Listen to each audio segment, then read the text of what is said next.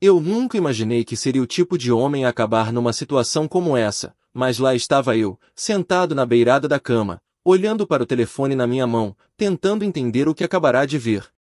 Tinha recebido uma mensagem, sem aviso, sem preparação, só uma mensagem que virou meu mundo de cabeça para baixo.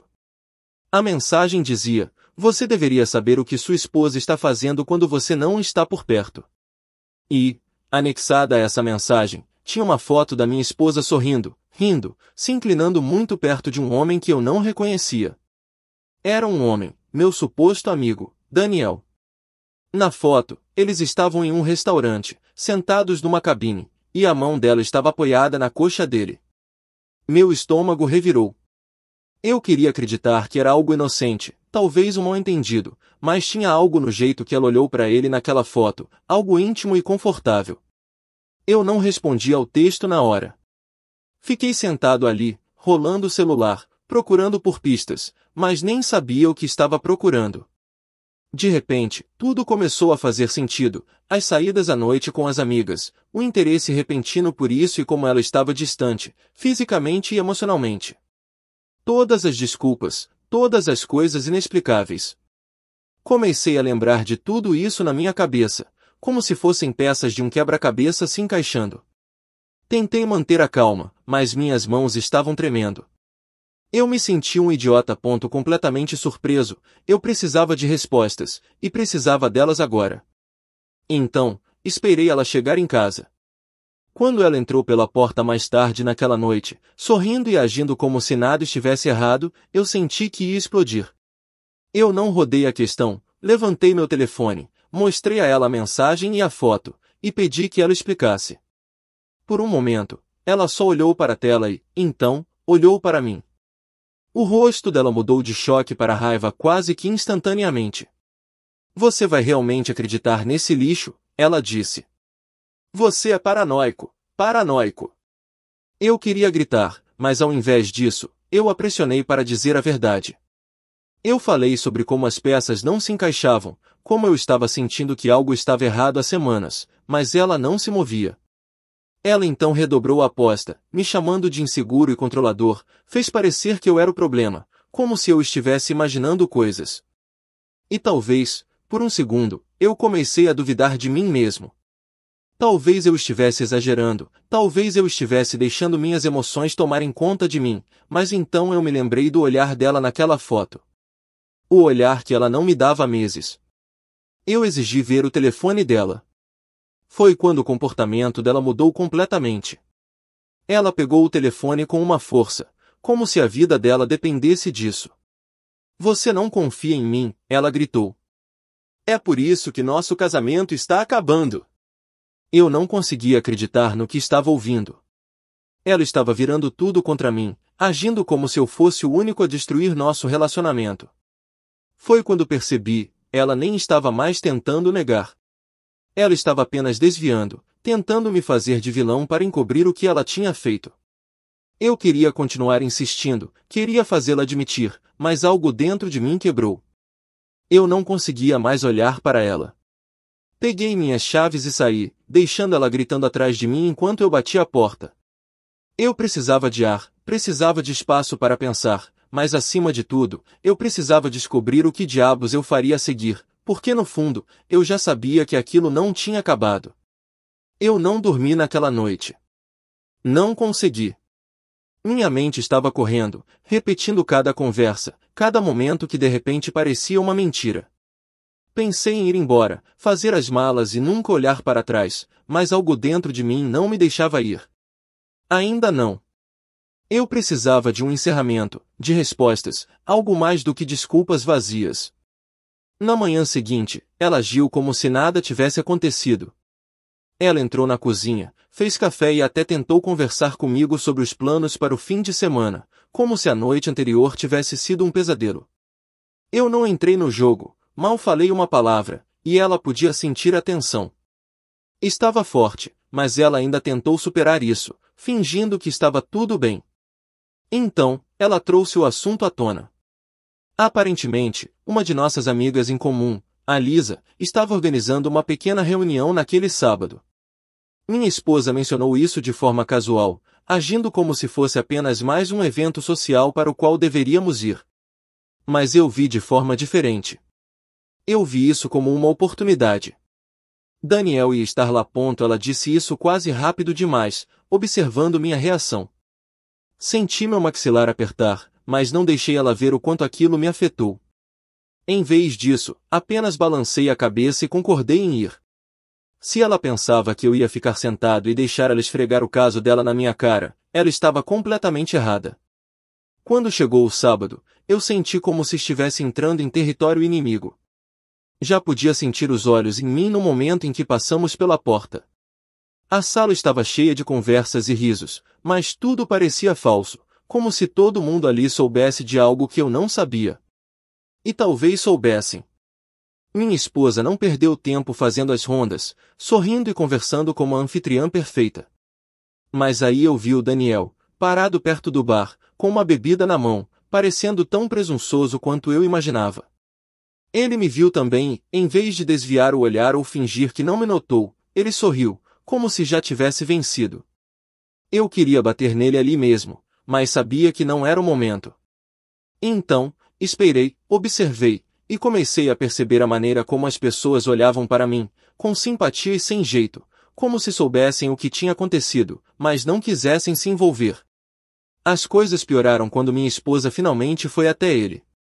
Ela riu das piadas dele, se inclinou muito perto dele e até tocou o braço dele bem na minha frente. Foi proposital. Ela queria que eu visse. Queria que eu reagisse, fizesse uma cena, para que ela pudesse se fazer de vítima novamente. Mas eu não dei essa satisfação a ela, ainda não. Em vez disso, comecei a conversar com as pessoas, fingindo que não estava afetado. Me servi de uma bebida e toquei nas conversas superficiais, mas por dentro eu estava fervendo. A gota d'água veio quando ouvi um dos convidados sussurrando para o outro: "Você ouviu o que aconteceu entre eles?" O pobre rapaz nem percebe o quão ruim é. Isso foi demais. Minha paciência acabou. Eu não sabia como a noite iria terminar, mas uma coisa eu tinha certeza: isso não seria mais varrido para debaixo do tapete. Minha humilhação tinha chegado ao limite, e eu estava pronto para enfrentar tudo de frente. Coloquei minha bebida no chão e respirei fundo. Minhas mãos estavam cerradas com tanta força que meus dedos ficaram brancos, mas eu não me importei. Eu não ia ficar ali e deixar ela me humilhar por mais tempo. Não na frente dessas pessoas, não na frente dele. Empurrei a multidão, meus olhos se fixaram nela enquanto ela jogava a cabeça para trás, rindo de algo que o Daniel disse. Ela nem percebeu que eu estava chegando. Quando finalmente os alcancei, o ar ao nosso redor parecia mudar. A conversa suavizou, as pessoas se viraram para olhar, sentindo a tensão. Eu não me importei em ir devagar. Fui direto ao ponto. Que diabos é isso? Eu falei alto o suficiente para todos ao redor ouvirem. Minha voz saiu mais aguda do que eu esperava, mas não me importei. Você está realmente fazendo isso aqui na frente de todos? O sorriso dela sumiu e os olhos dispararam em direção ao público que estava se formando. Do que você está falando? Ela disse, tentando manter a calma, mas eu vi o pânico por trás disso. Você sabe exatamente do que estou falando. Fiz um gesto em direção ao Daniel. Você estava se esgueirando com ele, mentindo na minha cara, e agora está exibindo isso na frente de todas essas pessoas como se eu não soubesse. Suspiraram pela sala, mas o rosto da minha esposa ficou sério. Ela se aproximou e sua voz caiu. Não faça isso aqui, ela sibilou. Por que não? Eu perguntei de volta. Você não estava preocupada em fazer isso aqui quando se jogou em cima dele como se eu não estivesse ali. O comportamento de Daniel mudou, ele ficou mais defensivo, mas não disse nada. Só ficou lá, deixando ela lidar com isso, covarde. Então aconteceu. Ela levantou a mão e, antes que eu pudesse reagir, sua palma bateu forte no meu rosto. O som ecoou pela sala e o calor da dor queimou minha bochecha. A festa inteira ficou em silêncio. Meus ouvidos estavam zumbindo e, por um segundo, eu não consegui processar o que tinha acabado de acontecer. Toquei a bochecha, meio que esperando sangue, mas era só o calor irradiando da minha pele. Você é patético, ela cuspiu, com a voz tremendo. Você não pode ficar de pé. Alguém realmente me quer. Alguém que me trata melhor do que você já fez. As palavras dela me atingiram mais forte do que o tapa. As pessoas da multidão trocaram olhares e sussurraram, eu podia sentir a pena delas, como agulhas na minha pele. Daniel finalmente interveio e colocou a mão no ombro dela, como se para acalmá-la. Talvez você devesse ir embora, ele disse, olhando para mim como se eu fosse um cachorro vira-lata que tivesse entrado sem ser convidado. Foi quando algo dentro de mim estalou. Eu não ia embora. Não ia deixar eles me humilharem e depois me jogarem fora como lixo. Meu punho se fechou e eu dei um passo mais perto. Você acha que eu vou embora? Eu rosnei. Não tinha chance. Daniel tentou agir com firmeza, endireitou os ombros, mas eu vi o brilho de medo nos olhos dele. Ele não estava preparado para o que viria a seguir, nem ela. E naquele momento, eu não me importei. Não estava pensando nas consequências, não estava pensando nas pessoas assistindo. Tudo o que eu sabia era que isso ainda não tinha acabado, nem de longe. Eu não hesitei.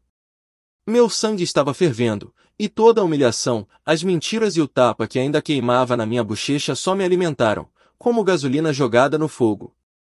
Daniel deu meio passo para trás quando me aproximei, mas eu não estava prestes a dar espaço para ele respirar. Você acha que pode ficar aí e conversar assim? Eu disse, com a voz baixa, mas afiado o suficiente para cortar a tensão.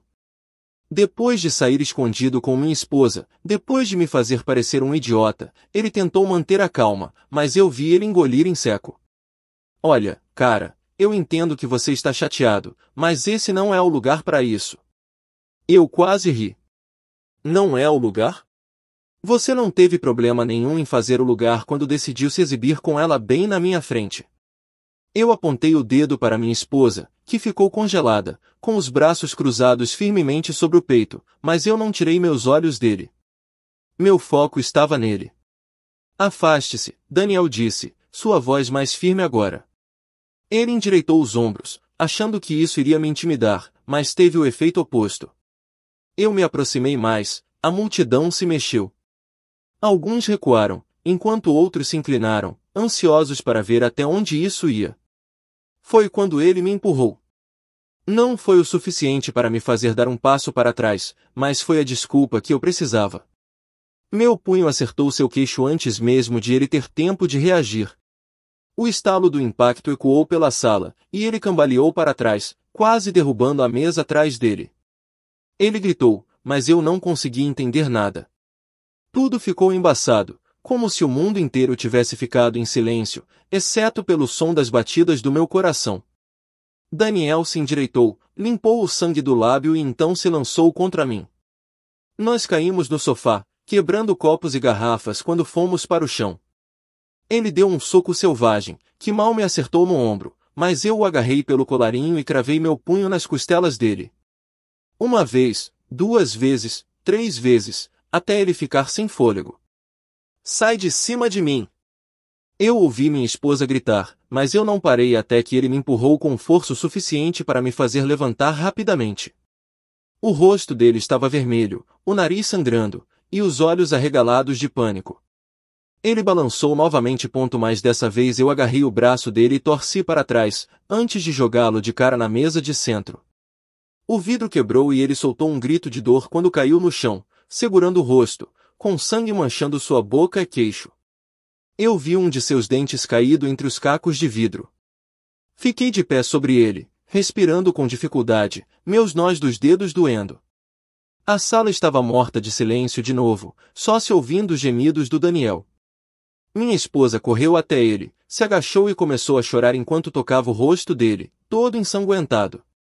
Você é louco, ela gritou para mim, mas eu nem olhei para ela. Meus olhos estavam fixos nele. Você quer me humilhar?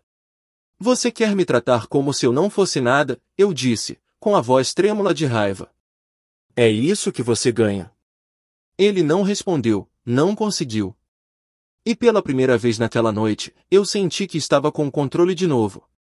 Mas ainda não tinha acabado, nem perto disso. O silêncio que veio depois parecia mais pesado do que a luta em si. Daniel estava estirado no chão, com sangue no rosto e no queixo, gemendo de dor, enquanto minha esposa tentava estancar o sangramento com as mãos tremendo. Ela puxou um guardanapo da mesa e pressionou no rosto dele, mas eu não me movi. Não vacilei, apenas fiquei ali, com os punhos cerrados, olhando para o homem que destruiu meu casamento e para a mulher que deixou isso acontecer. A multidão ao redor estava parada, ninguém tentou interferir, ninguém tentou impedir o que já tinha acontecido. Eles só ficaram lá, como estátuas, com os olhos arregalados, esperando para ver o que aconteceria a seguir. Eu podia sentir o julgamento deles, os sussurros deles me queimando, mas eu não me importava mais. Eu dei um passo à frente, e minha esposa levantou a cabeça. Você não fez o suficiente, ela cuspiu, a voz tremendo.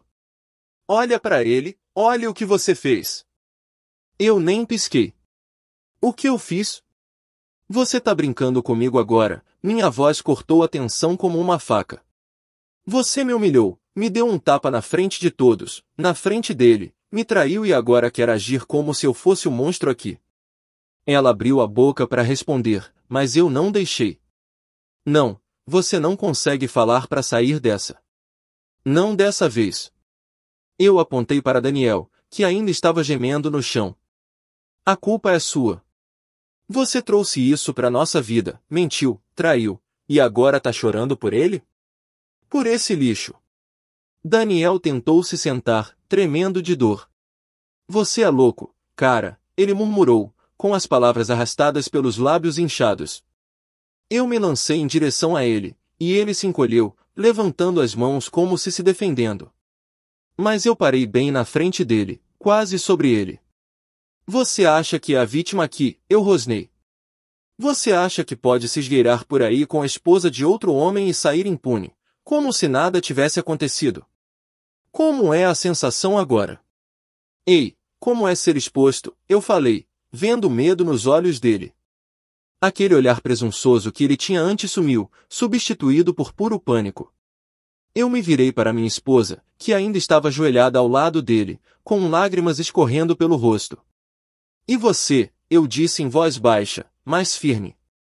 Espero que tenha valido a pena. Espero que jogar fora nosso casamento, nossa vida, tudo que construímos, tenha valido a pena. Os lábios dela tremeram, mas ela não disse nada.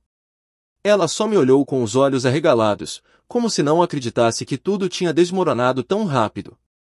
Dei um passo para trás, olhando para a multidão. E o resto de vocês? Eu levantei a voz.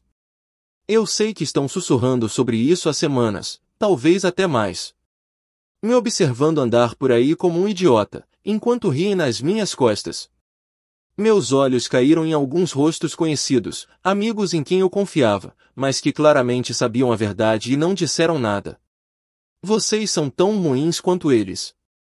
Algumas pessoas desviaram o olhar, envergonhadas, mas ninguém falou nada. Eu me virei para sair, sentindo meu coração bater forte no peito, mas antes de dar outro passo, minha esposa finalmente encontrou a voz. Espera, ela gritou, se levantando. Não faça isso, não vá embora. Eu parei, mas não me virei.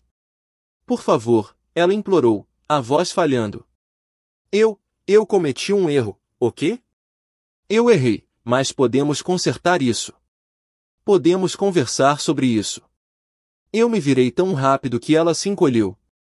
Consertar isso? Falar sobre isso depois de tudo que você fez? Depois de tudo que eu acabei de ver? Você acha que ainda tem algo para consertar?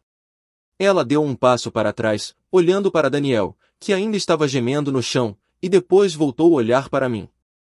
Eu nunca quis que isso acabasse, ela sussurrou.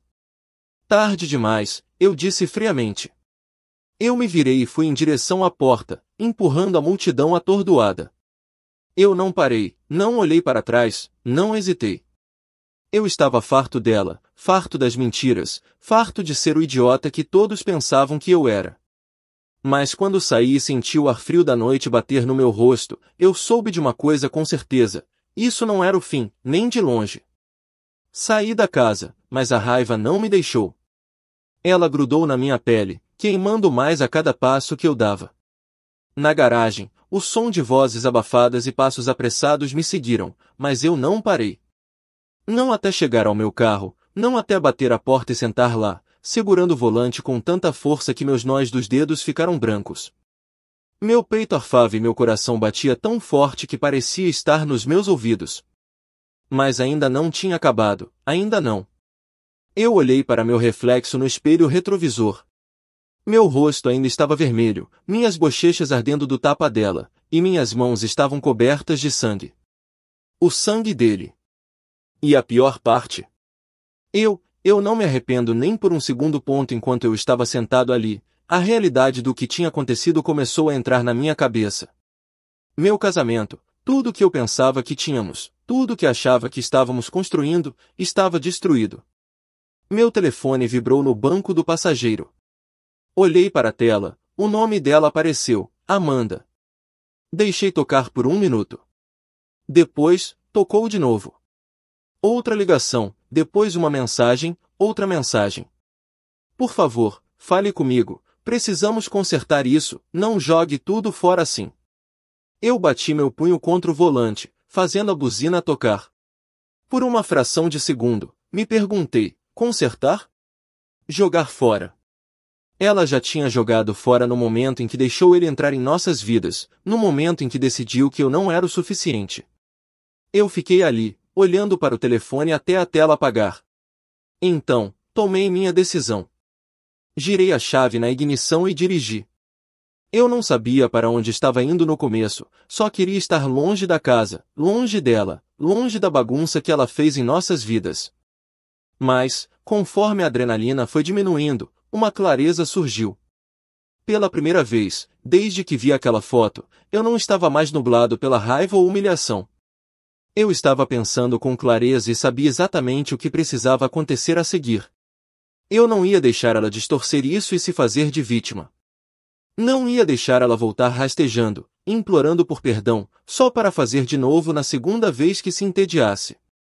Não, ela fez a escolha dela, agora era minha vez. Na manhã seguinte, contratei um advogado.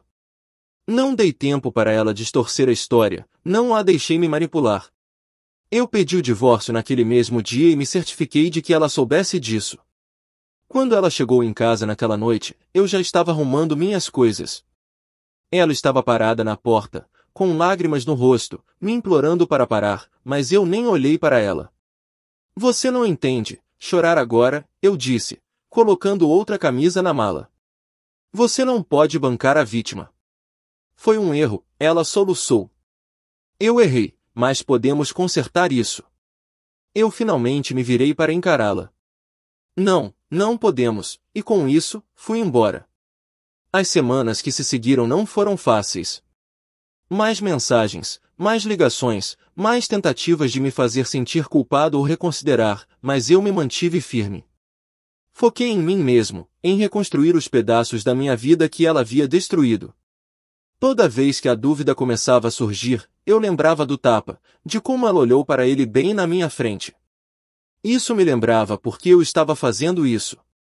Daniel, ele não fez nada disso. Não volte. Depois do que eu fiz com ele, duvido que ele tenha coragem de me olhar nos olhos, se algum dia nos cruzássemos. Pelo que ouvi, ele parou de vê-la logo depois. Acho que a emoção de se esgueirar não era tão excitante quando veio com as consequências. E quanto a mim, eu segui em frente. Não vou mentir, doeu. Mas também me lembrou de algo importante. Respeito não é algo que você implora, é algo que você exige. E se alguém se recusa a dar isso para você, você vai embora. Por quê? Por mais que doa, ir embora ainda é melhor do que deixar alguém te derrubar e chamar isso de amor.